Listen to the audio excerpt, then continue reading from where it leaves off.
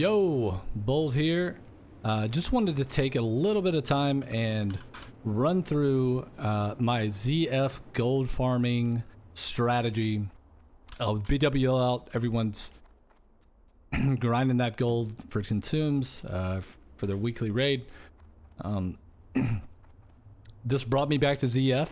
And my previous AoE grinding strategy was pretty much in line with the same as like a leveling approach, which is Blizzard, it's to group things up: Ice Block, Frost Nova, Blizzard, Blizzard, Frost Nova, Blizzard, Blizzard, Frost Nova.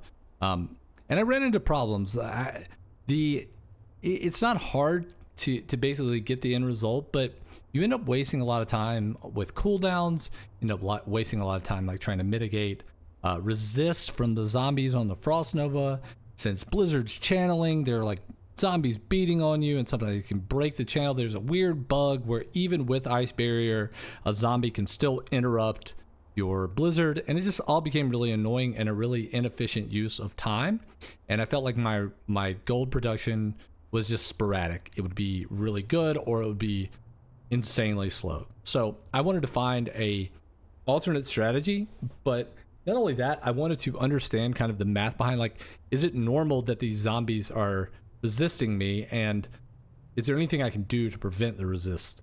Just basically looking for a solution to this problem I was having. So the basic math behind this, the basic probability is these zombies, since they're level 41 to 44, if you're level 60, they're going to have a base 1% chance to resist your Frost Nova. That's for any spell. The base resistance could be 1%. If they're level 1 through, I think 10 levels under, it's like 1 through 50, it's like a 1% chance. And so what that also means, synonymous to 1% chance that they resist, it's a 99% chance that they won't resist. So it sounds like pretty good odds. But as you increase the quantity of zombies that you're trying to Frost Nova at one time, that probability is going to, as the quantity of zombies increases, so will the probability that at least one of them will resist, will also increase. And so the way you kind of figure this out is if we say there's 25 zombies, there's a 99% chance that one won't resist. So you're going to take that probability, you're just going to multiply it out. So in 0.999 or 0.99 times 0.99, and it's basically just 0.99 to the 25th. You're going to do that 25 times, whatever. It gives you 0.7778, repeating, of course, 77.8% chance that no zombies resist your Frost Nova. So that sounds okay, but then if you consider the inverse here, or the complement here, it's going to be 22.2% chance that at least one zombie resists. So of all 25, there's actually a 1 in 5 chance that one of those zombies is going to resist your spell. If you're talking about casting Frost Nova to group those zombies 2 or 3 times a pull, and you're doing 3 pulls, well, that's a lot of resist in there, and your cooldowns, like Cold Snap, they're not going to cover all of those. It's just not going to cover all those pulls. So you end up having to deal with a bunch of crap that you normally wouldn't have to. It's not that it can't be done, because it can, and I did it for a long time. It's just that it doesn't feel very efficient. It doesn't feel very consistent. So I looked around. I watched countless YouTube videos. Vinruki, Zaryu, Frostradamus has some great mage gold making videos. He has a video where he spends an hour in ZF to show you how much you can make in an hour. And from that specific video, which I will link, he uses this spec, which I had my math here. It's a Fire Frost build, improved Fireball, Ignite, improved Flame Strike, Burning Soul, and Master of Elements. Those are the key fire. And then your Frost build is going to look very similar to the Arcane Frost build, except for just 2 entries instead of 3 in Elemental Precision, no improved Blizzard, no Frost Channeling. Frost Channeling is incredible for a Frost build for single target.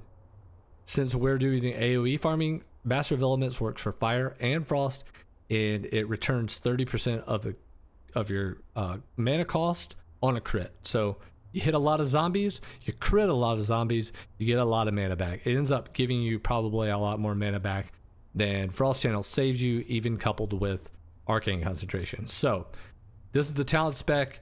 Regular stuff: Cold Snap, Ice Block, Ice Barrier, Shatter, Improved Code of Cold, all this good stuff. Very typical. For my gear, just to show it, I think base is 319 in frost damage. Everything else is like 300. Have a lot of intellect, a lot of stamina. I'm wearing some Netherwind Crown. I got a lot of Arcanist gear here. Robe of the Archmage. My rings are absolute dog shit, so don't judge me. It's just what they are. I'm hoping for at one point a freezing band or a ring of power or something like that. I haven't had the opportunity to replace these rings. They are so bad in Mage Blade. And then I have this the talisman over here, which I will use in this route kind of periodically. It's just become a habit. It should not make a difference if you don't have this talisman. With that being said, this is the route that I use. I'm going to kill the scarabs, and I'm going to use the magical reset fountain, which can be a point of contention for some people. The way that I'm going to use it is in order to open the graves on one side, and then I reset. Open the graves on the other, reset. This is a strategy that I believe Vinruki used in his video, where he uses an epic mount. And I know this, and I'm going to go ahead and give the warning that you do need an epic mount to use this strategy. He doesn't say that in his video, and poor old me tried to pull all zombies with a regular mount, and I got deleted very fast. So please do not attempt this unless you have an epic mount. It's quite necessary. If you don't have an epic mount, you should do single pulls of the zombie graves one at a time. Do 3 single pulls, and it will slow you down a little bit, but it's very much doable if you don't have the epic mount. So the way that I like to start off here, if I get aggro running in here, if I run by one of these guys and they just hit me, I'll run on through to where the zombies are and go ahead and start that. And then as I'm running out, I'll do the scarabs. But since I did not get aggro, scarabs are great. They can drop greens. Even their trash gray drops are still pretty good to vendor, so hang on to those. I cast a rank 1 frostbolt to the scarab on the far corner. I'm gonna kind of use like chain pulling method here. When I get here, I'm gonna ice barrier and blink so I can kind of escape the nagging damage. And then I'm just gonna ice block right here. I'm gonna let them all come to me. This is a super easy pull. You just back away, frost over. Then you're gonna cast Flame Strike, Cone of Cold. That's gonna be your butter combo for this farming. Basically, you just light them up and they die so fast. Anyway, easy pull. See if I get some decent loot here. Husk Fragment, Delicate Insect Wing. These are like the trash drops that I'm talking about. See, one of them is 6 silver. So because you kill so many at one time, like it's free money. I would recommend also Leatrix Plus add-on. Go to the settings, go to System, Faster Auto Loot. Let you just spam click to loot these things, and it will save you a lot of time looting, because you will be clicking to loot a lot of stuff in this route. If you happen to aggro the boss, which can happen, especially because you're doing like AoE. Okay, so here you go. This is a perfect example. So a nice green drop from one of the scarabs, 61 silver, 62 silver, whatever. Perfect. That's why you do it. Get 2 or 3 of those. It takes you 2 seconds. It also keeps a very nice pace so that you don't have to constantly get locked out of the instance. That's huge, because you want to be fast, but you don't want to be too fast. And so like adding the scarabs as part of this run is insanely efficient, because it keeps your pacing very nice and earns you that much more money an hour.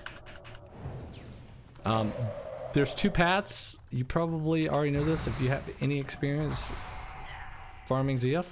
Two paths, one right here. There's another one that comes down this hallway. You probably just want to take them out. So what you do here, once you get in here, you want to start this encounter. You want this guy to say, "How dare you enter my rectum or sanctum," or whichever one he says. And basically what that does is just going to cause all of the zombies, once you open the grave, to run to him before they run towards you. So it just gives you time to continue to open graves. And then once you do that, I've seen lots of people have different methods for resetting the zombies. Anyway, I go there, I blink, I open this one, and then I run on top of that grave and jump in here. And when you jump into this magical fountain, Blizzard apparently just decided that the waters in this fountain would make you invisible to enemies. Incredible mechanics. I love it. I'm just kidding. If this is a point of contention for you, no sweat, no big deal. I respect it. If you feel like this is exploiting or taking advantage of mechanics in an exploitive way, then I'm not here to argue. I would just suggest that if you don't want to use this strategy, that you just do one pull at a time. So you just do the same row that I just did, Ice Block, Frost Nova, and then you're going to use the same kind of Flame Strike, Cone of Cold, like kiting / AoE repetition that I'm going to use to pull the rest of them. So that's my disclaimer there, is that yes, this strategy uses the reset point, and the only purpose that I'm going to use it for this demonstration is to just show, just to basically collect all these zombies into one pull, versus having to worry about like my GC or my cooldown on my ice block. And that's really it. It just gets rid of the ice block cooldown concerns. So another very useful tip here is that if you're resetting here, this grave right here next to the zombie, this grave is very important. If you're a short gnome and you don't have that much hops, actually getting up here from the ground is pretty annoying. It's very precise. You have to kind of line up your jump correctly. Sometimes you can get lucky, you can just jump straight in, it's no big deal. But I like to lead this grave up because it's elevated. So when you stand on it, you're actually higher than the ground, and it makes this jump stupid easy, and it's very comfy to do this jump. Now, if you're on the ground, this jump can be a little, I got it there, but it can be a little bit strange. Like you can get under the fountain. Sometimes you have to like go straight under it and then jump straight up and press forward. And if you're under the stress of being chased down by a bunch of zombies, you're probably not going to get it the first try. So I just keep that grave up. It sacrifices, potentially some gold and some loot, but that's okay because you get the nice comfy safety. So after pulling all the zombies and reset, three groups, far left, far right, and then this inside little nook right here. Pull all these guys. I'm gonna ice barrier.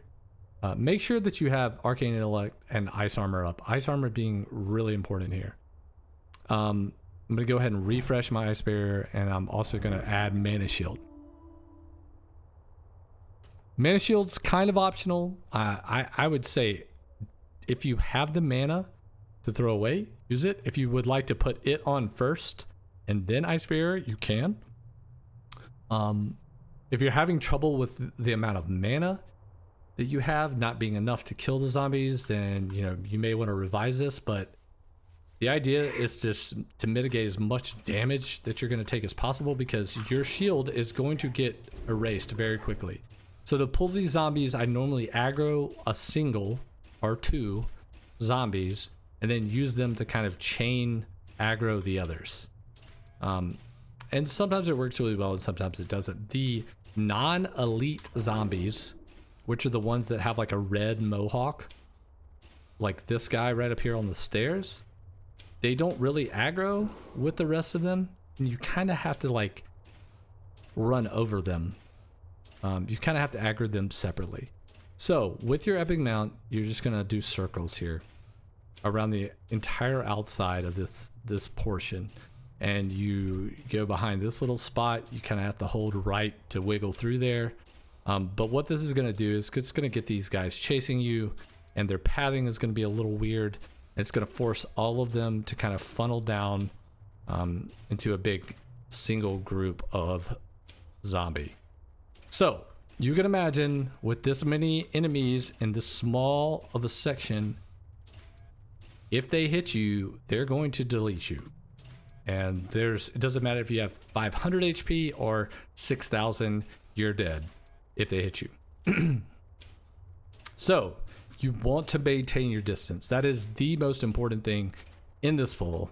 Maintain your distance. So once I feel like these guys I've gotten them all snared up, are close enough together, I'm gonna pick a point. I'm gonna jump off. I'm gonna Frost Nova, Ice Barrier, and then I'm gonna do my Flame Strike, Cone of Cold combo. So here, Nova. I'm gonna use my Talisman. I'm gonna wait a second, and then I'm gonna Flame Strike, Cone of Cold. And then I'm gonna start doing these really wide circles. And so the reason why I do the wide circles is because I want to make sure that if I do get resists, if they come out and hit me, the ice armor is going to slow them down, and then as I circle around, they're going to fall right back into the group. So also you'll notice that when my Cone of Cold cooldown, I do a little stutter step forward. Okay, good. That was perfect. A resist. He hits a couple times. He falls right back into right back into the group. So one thing is, like I said, I take a little stutter step forward, and that stutter step is basically going to cause the zombies to kind of just freeze in place. Again, you want to keep your distance, like from here to here, and you take a small stutter step and then Cone of Cold while you're taking your stutter step. That forces their pathing to kind of stop and reorient. And when that happens, it's got to be quick now. You can't like take a few steps forward. You have to just, gotta be that quick stutter step. It forces the enemies to reorient, and they kind of stop for a frame or two. And that's perfect because that lets you line up your Cone of Cold. You don't have to worry about like trying to do like a strafing Cone of Cold, which can be a little flaky if you're not, you don't have a lot of practice. I certainly was not consistent at it, so I definitely would advise just turn, look at them, take a stutter step, fire off a Cone of Cold. See, there's that Pat. We got kind of lucky that he didn't show up while I was in the middle of the pull. But that stutter step for me was like kind of the trick into doing this fluidly. But it just again, like, keep your distance. You don't want to get so far out of the way that you can't Cone of Cold, of course, but like you want to make sure that you're not going to get screwed due to leeway, because you're moving, they're moving, leeway is active, and if they hit you, you're dead, and you don't want to die. That's a huge time waste. I do want to note that because I'm taking a little bit longer, I didn't kill these guys in enough time. These graves despawned, and so did these, and so did these. But normally, if you're moving, you're not talking like I am, you're going to be able to kill these guys. Do not loot the zombies, loot the graves first, so you can ensure that you get them before they despawn. So my last little part of this route is kind of a little swag style tip technique, borrowing it from Zaryu, who did this in his ZF farm video, I believe, where he leaves ZF by, instead of going this way and around, he goes straight out the back and jumps up here on this wall. Make sure you have at least 1100 HP before you do this. I would advise probably having more than 1100 HP. But get up here and you're gonna fall. This is gonna do like 900 damage if you just fall straight off. So about 1,000 damage. This saves you like 4 seconds when you're leaving ZF.